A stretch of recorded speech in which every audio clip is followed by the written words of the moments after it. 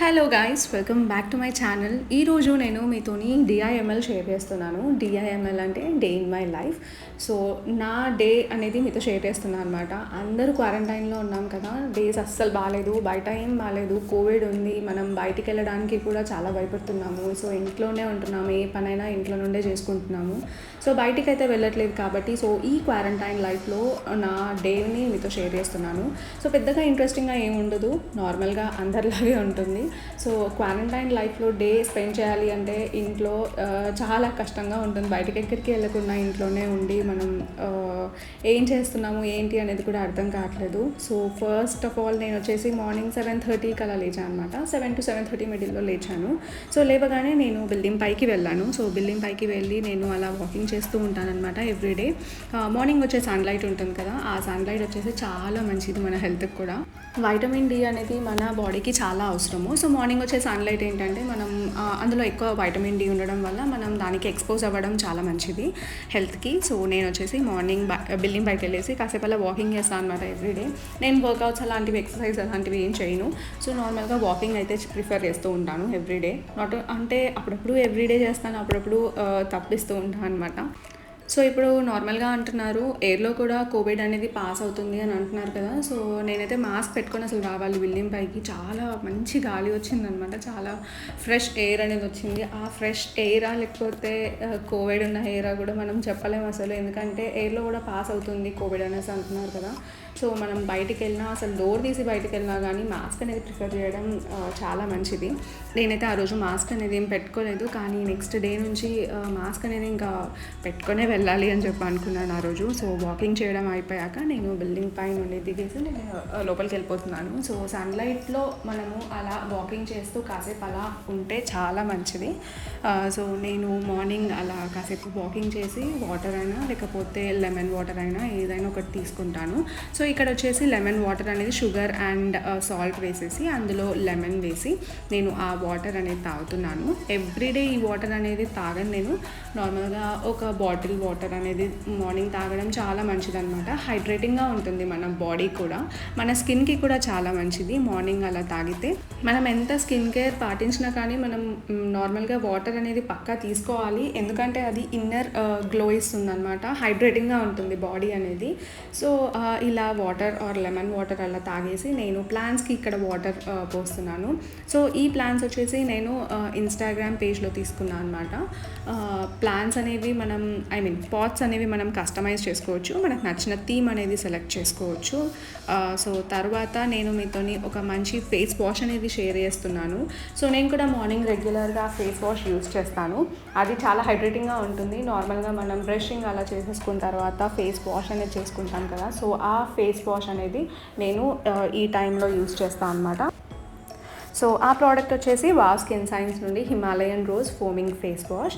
ఇందులో మనకు rose water and aloe vera extract ఉండడం వల్ల చాలా హైడ్రేటింగ్గా ఉంటుంది.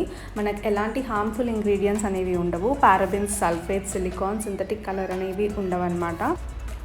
అండ్ మనకు బిల్టిన్ బ్రష్ అనేది ఉంటుంది, చాలా సాఫ్ట్గా ఉంటాయి అన్నమాట. ఈ బ్రిజిల్స్ అనేవి సిలికాన్ బ్రిజిల్స్, ఇవి మన స్కిన్ని చాలా ఎక్స్ఫోలియేట్ చేస్తాయి. అండ్ ఇది dermatologically tested, suitable for all skin types. మనకు ఫేస్ని బాగా క్లెన్స్ చేసి టోన్ చేస్తుంది. మీ స్కిన్ ఒకవేళ బాగా టైర్డ్గా ఉన్నా, బాగా గ్రీజీగా ఉన్నా కానీ ఈ ఫేస్ వాష్ అనేది బాగుంటుంది. సో ఇందులో రోజ్ వాటర్, అలోవెరా ఎక్స్ట్రాక్ట్ ఉండడం వల్ల బాగా మాయిశ్చరైజ్ చేస్తుంది అండ్ మీకు బ్లెమిషెస్ ఉన్న, డల్నెస్ ఉన్న రిమూవ్ చేస్తుంది. ఇది స్కిన్ మీద చాలా సాఫ్ట్గా ఉంటుంది, చాలా జెంటల్గా ఉంటుంది, ఎందుకంటే ఈ బిల్టిన్ బ్రష్ అనేది సిలికాన్ బ్రిసిల్స్తోని ప్రిపేర్ చేశారు కాబట్టి అంత హార్ష్గా అయితే ఉండవు అనమాట. మన స్కిన్ కాంప్లెక్షన్ కూడా చేంజ్ అవుతుంది మనం ఈ ఫేస్ వాష్ అనేది రెగ్యులర్గా యూజ్ చేస్తే. ఇది వచ్చేసి 150 ml ప్రోడక్ట్. మనం నార్మల్గా పంప్ చేసేసుకొని ఫేస్ అనేది వాష్ చేసేసుకోవడమే. సో నేను వాష్ చేశాక దీని క్యాప్ అనేది మళ్ళీ పెట్టేసి నేను ఫేస్ అనేది వాష్ చేసుకుంటున్నాను. సో మీరు ఇది రెగ్యులర్గా యూజ్ చేసుకున్నట్లయితే మీ స్కిన్ అనేది చాలా గ్లోయిగా ఉంటుంది, డల్గా ఉండదు అనమాట. అండ్ రీసెంట్గా వావ్ స్కిన్ సైన్స్ వాళ్ళు వాళ్ళ యాప్ని కూడా లాంచ్ చేశారు. సో ఇన్స్టాల్ చేసుకొని నావిగేట్ చేసుకోవడం చాలా ఈజీ. ప్రోడక్ట్స్ అనేవి చాలా హ్యూజ్ డిస్కౌంట్స్లో అవైలబుల్గా ఉంటాయి. వీటి లింక్స్ అనేవి డిస్క్రిప్షన్ బాక్స్లో ప్రొవైడ్ చేస్తాను. ఈవెన్ అమెజాన్, ఫ్లిప్కార్ట్లో కూడా అవైలబుల్గా ఉన్నాయన్నమాట. So app link and Amazon, Flipkart links కూడా నేను డిస్క్రిప్షన్ బాక్స్లో ప్రొవైడ్ చేస్తాను. మీకు ఇంట్రెస్టెడ్ ఉంటే అక్కడ నుండి బై కూడా చేసుకోవచ్చు మీరు.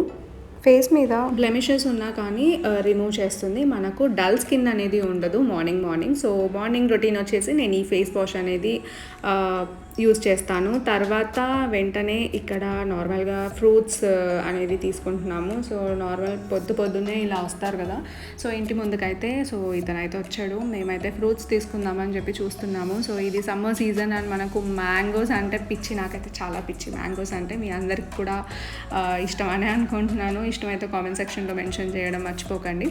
సో ఇక్కడ మ్యాంగోస్ అయితే తీసుకుంటున్నాము. సో మ్యాంగోస్ తీసుకొని సపోటా అనేది తీసుకొని వాటర్ మెలాన్ అనేది కూడా తీసుకున్నాము. మార్కెట్కి వెళ్ళి తీసుకునే వాళ్ళు కూడా తీసుకుంటున్నారు. బికాస్ ఫ్రూట్స్ అండ్ వెజిటేబుల్స్ ఒకటేసారి తీసుకోవాలి అనుకుంటే మార్కెట్కే వెళ్ళాలి కదా. సో ఇలా ఏంటంటే మనకు రోడ్ మీదకి వచ్చి ఇంటింటికి వచ్చి అమ్మితే ఏంటంటే మనం బయటికి వెళ్ళకుండా ఎక్కడ ఎక్స్పోజ్ అవ్వకుండా ఉంటుంది కదా. ఈ కోవిడ్ టూ మచ్ ఉంది, చాలా కేసెస్ ఉన్నాయి అండ్ ఎయిర్ కూడా పొల్యూట్ అయిపోతుంది అంటున్నారు. సో ఇక్కడ వచ్చేసి నేను లెఫ్ట్ ఓవర్ రైస్ ఉంటుంది కదా, సో దాంతో టిఫిన్ అనేది ప్రిపేర్ చేస్తున్నాను. మా ఇంట్లో వచ్చేసి 2 టిఫిన్స్. ఒకటి వచ్చేసి lemon rice. So lemon rice అనేది ప్రిపేర్ చేస్తున్నాం ఇక్కడ. సో నెక్స్ట్ వచ్చేసి పోహా అనమాట. సో లెమన్ రైస్ ప్రిపేర్ చేయాలి అంటే ఆబ్వియస్లీ అందరికీ ఇది తెలిసిందే రెసిపీ అండ్ పోహా రెసిపీ కూడా తెలుసు. బట్ నేను ఈరోజు పోహా రెసిపీ కూడా మీతో షేర్ చేస్తున్నాను. సో ఇక్కడ వచ్చేసి పోపు ఇదంతా చేసేసుకున్న తర్వాత రైస్లో అదంతా వేసి మిక్స్ చేసేసుకుంటే మనకు లెమన్ రైస్ అనేది అయిపోతుంది. సో ఆల్రెడీ మనం రైస్లో లెమన్ అనేది మిక్స్ చేసుకుంటాం కదా. సో ఇది ఫస్ట్ టిఫిన్ అనమాట. సో సెకండ్ టిఫిన్ వచ్చేసి సో పోహా చేయడానికైతే ఫస్ట్ ఆయిల్ అనేది వేగాక అందులో కొంచెం కొన్ని పల్లీలు అనేది మనం వేసుకోవాలి. తర్వాత పోపు దినుసులు, పప్పులు అలాంటివి వేసుకుంటారు కదా. సో మేమైతే ఇలా వేసుకున్నాము. సో ఇలా వేసుకొని అవి వేగాక అందులో మనము కరివేపాకు అండ్ పచ్చిమిర్చి అనేది వేసుకుంటున్నాము. సో అవి కూడా మంచిగా బ్రౌన్ కలర్గా కొంచెం లైట్గా అవి వేగాక అందులో పసుపు అనేది వేసుకోవాలి. సో పోహా అనేది నాకైతే చాలా ఇష్టమైన టిఫిన్ అనమాట. సో ఇందులో కొద్దిగా లైట్గా పసుపు వేసుకొని అందులోనే సరిపడా సాల్ట్ అనేది వేసుకోవాలి మనము.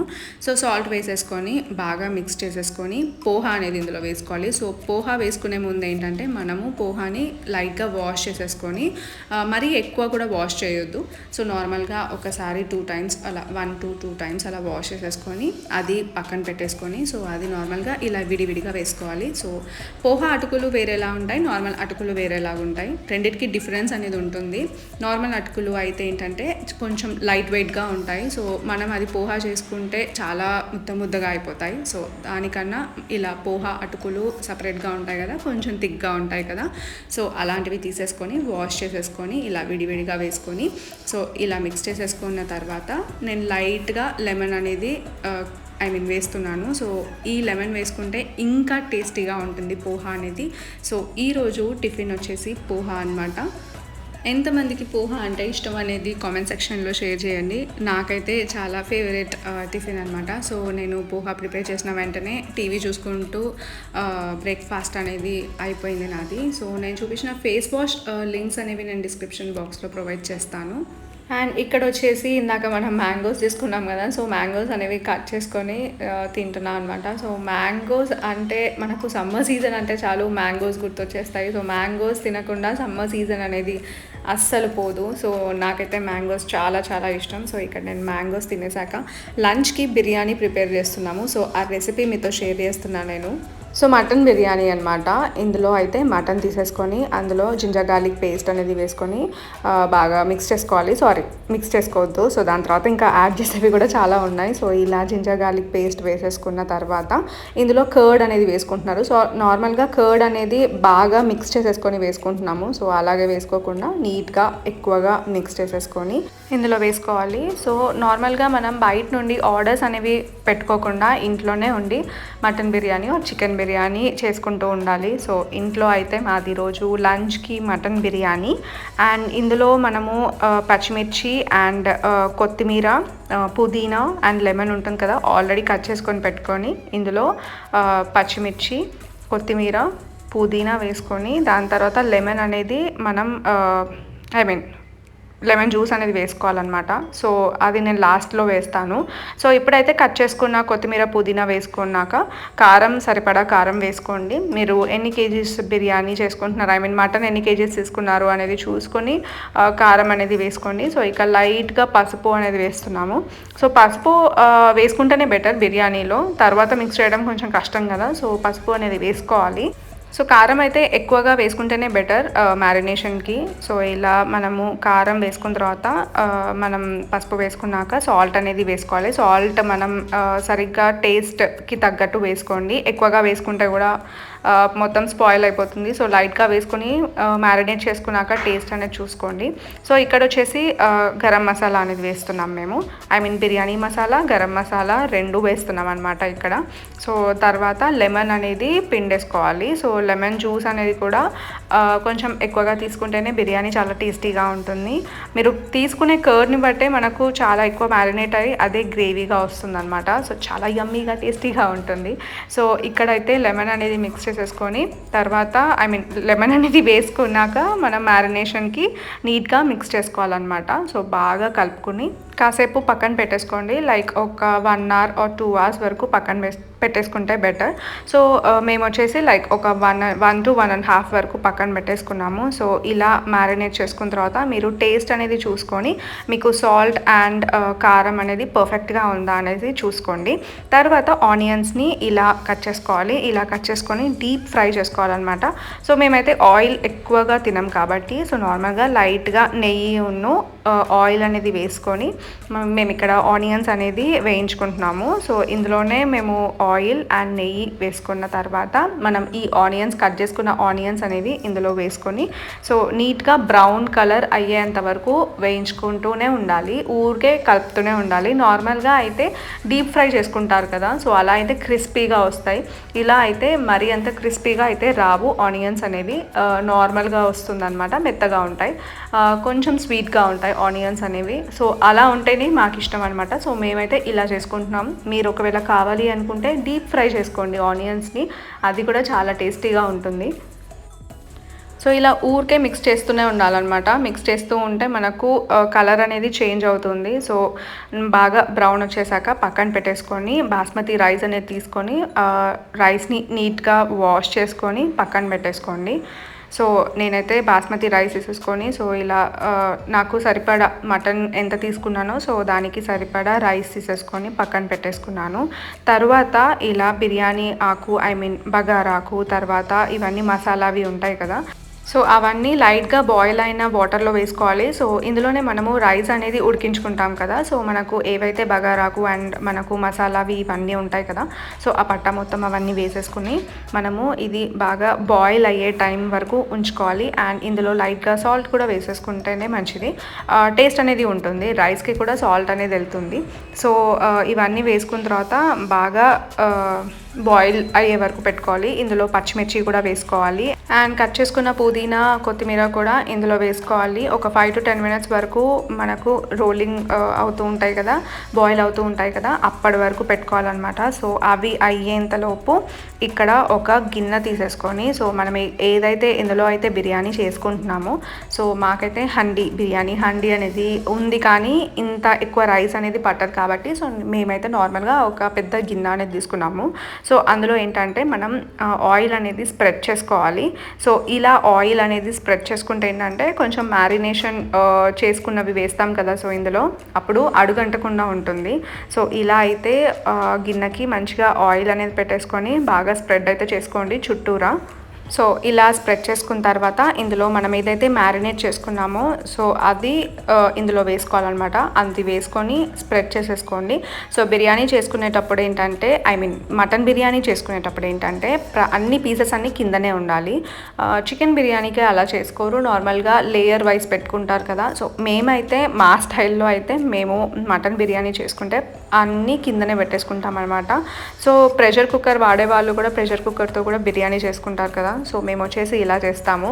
సో ఇలాగ బాయిల్ అయిన తర్వాత అందులో సాల్ట్ అనేది వేసుకొని మనము ఇది వరకు వాష్ చేసి పెట్టుకున్న రైస్ ఉంటుంది కదా, సో ఆ రైస్ అనేది ఇందులో వేసుకోవాలి. ఇందులో వేసుకొని ఒక 60% వరకు మనము రైస్ని కుక్ చేసుకోవాలి. సో అలా కుక్ అయిన తర్వాత మనం ఏదైతే గిన్నె మనము ఇందాక మ్యారినేట్ చేసుకొని పక్కన పెట్టుకున్నాం కదా ఒక గిన్నెలో, సో అందులో ఏంటంటే రైస్ని ఇలా స్ప్రెడ్ చేసుకోవాలి. వాటర్ రాకుండా ఇలా స్ప్రెడ్ చేసుకోవాలి. మనం ఈ గిన్నెలో వేసుకోవాలి. సో మ్యారినేట్ చేసుకున్నది అంతా కిందనే పెట్టేసాం కాబట్టి సో టోటల్గా రైస్ మొత్తం వేసేసుకోవాలన్నమాట. సో ఇలా వాటర్ రాకుండా వేసుకున్నట్లయితే మనకు మెత్తగా అవ్వదు బిర్యానీ అనేది, బాగా ఉడుకుతుంది మటన్ అనేది, అండ్ రైస్ కూడా చాలా బాగా వస్తుందన్నమాట. వాటర్ కన్సిస్టెన్సీలో ఉండదు. సో లెఫ్ట్ ఓవర్ కొత్తిమీర పుదీనా ఏదైనా ఉంటే పైన చల్లేసుకొని మనం ఇందాక పక్కన పెట్టుకున్నాం కదా ఆనియన్స్ అనేది వేసుకొని సో అవి వచ్చేసి పైన ఇలా టాప్ లేయర్గా పెట్టేసుకోవాలి. అండ్ మనము కలర్ కూడా యాడ్ చేసుకుంటారు కదా ఇక్కడ. సో నేనైతే ఎలాంటి కలర్ అనేది యాడ్ చేయట్లేదు. సో వెంటనే మనకు నార్మల్ చపాతీ పిండి ఉంటుంది కదా, సో అది కలిపి పెట్టుకొని సో ఇలా సైడ్స్కి పెట్టుకొని మూత పెట్టేసుకున్నట్లయితే మనకు ఎయిర్ అనేది బయటికి రాదు, ఎయిర్ అనేది లోపలికి వెళ్ళదు. సో దమ్ అయితే సూపర్గా అవుతుందన్నమాట. సో మనం పెట్టేసుకొని ఒక 30 మినిట్స్ వరకు కుక్ చేసుకోవాలి. పైన ఏదైనా బరువు పెట్టుకుంటే బెటర్. సో ఓపెన్ చేయగానే స్మెల్ అయితే సూపర్గా వస్తుంది. మన బిర్యానీ అనేది రెడీ అయిపోయింది.